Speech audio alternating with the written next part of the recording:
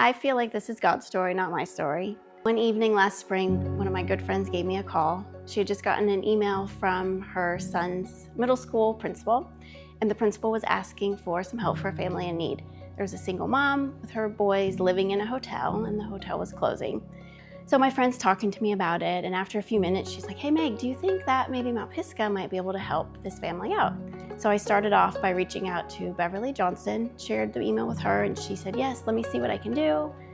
And so I just, within that hour, was able to get a hold of the principal, who helped Beverly get in touch with the social worker.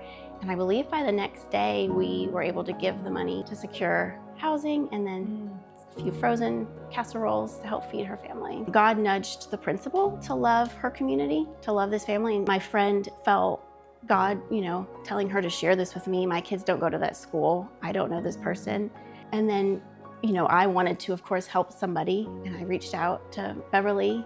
And then Beverly did her small part, big part, and was able to get them what they needed. So sometimes loving your neighbor is not this huge thing, but something that might just take a few minutes. But in the end, when we put it all together, it's very impactful. I think us as a church, just talking about these small things that we can do to reach out to our neighbors on a regular basis helps both the people that we're telling the stories to, because it helps them give kind of real life examples of how they can do these things in their life. But also it helps me look for those things, and it helps me recognize that little thing is actually it could be very impactful. Kind of like you said, Megan, about the little steps that individual people took to build up to a big impact for certain people.